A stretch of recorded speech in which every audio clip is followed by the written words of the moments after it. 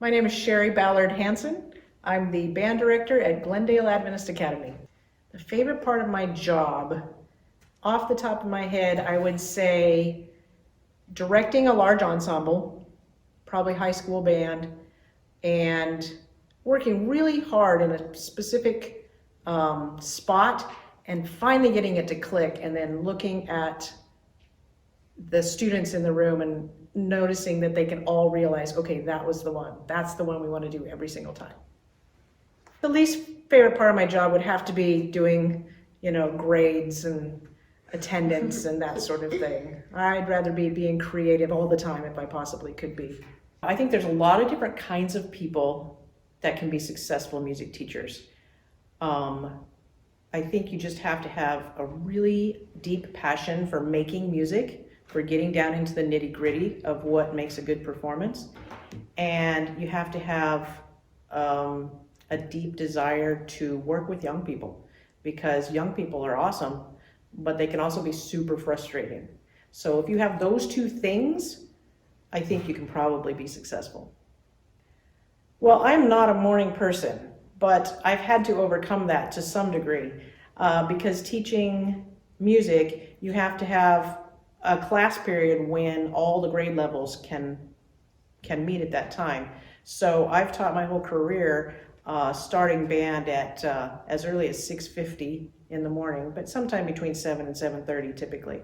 So I usually start with my biggest ensemble first thing in the morning. So schedules change, sometimes morning, sometimes afternoon, but that big band class first thing in the morning has been pretty much the go-to for my career. After school lessons can be a part of a music teacher's job for sure. Sometimes even after school ensembles. Well, I think there's probably two things that I didn't think about very much before I started teaching. One is I do try to, fix and maintain some of the instruments. So I may be down on the floor, screwing in loose bolts and things, or stringing something back together. The other is we spend an awful lot of time planning tours. So you do a little bit of a travel agent fundraiser kind of a thing. I think people that obviously like to perform, teaching music, performance is a big deal. So people that like to perform, people that enjoy being around others, particularly young people. That's what you're doing all day, is trying to mix with young people, which is kind of a fun part of the job too, because that changes over your career. When you're 22 and just out of college, you have one kind of a relationship with the young people, and as you get older, like I have, you have to relate to them in a different way. Work-home balance is tough as a teacher, I gotta tell you. In one way, it's really good because, for instance, my calendar of my job matches my kids. So when they have days off, I have days off. We have summer together. So that's really great.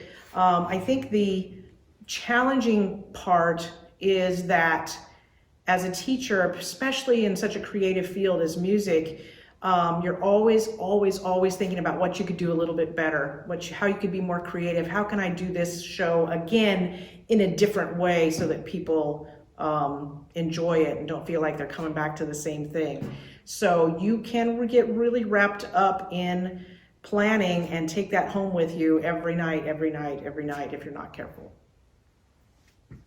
In my school career, I had 4 music teachers / band directors that made a tremendous impact on me, starting in 5th grade and moving through junior high and high school and then in college. And I owe so much of my joy in my career to them. Very specifically and most probably importantly, as far as how I do my job, I have to look back to Ken Narducci, who was the band director at Pacific Union College for many years, and what he did with the ensemble there and how he treated us as band members and as students and friends has made a tremendous impact on me. Study as many instruments as you can. If they offer a class in it, take it.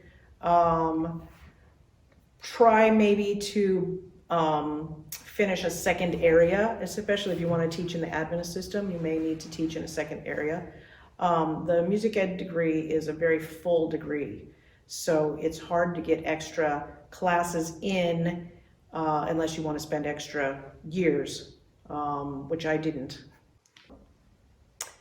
You know, my goal was to go back to my alma mater, my high school that I graduated from, and teach there. And that hasn't happened, but I've gotten to teach at high schools in California.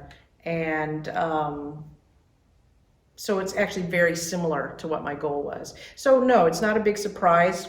I just have gotten to take opportunities as they came to me, and I'm pretty happy with them. You know, I had a really good time in college. I enjoyed my classes. I had great friends. I really enjoyed the teachers at PUC. So I wouldn't do a lot of things different. I would just say, make sure that you experience the typical college things. Like, don't study on Saturday night was a rule that I had, and I feel really solid about that still.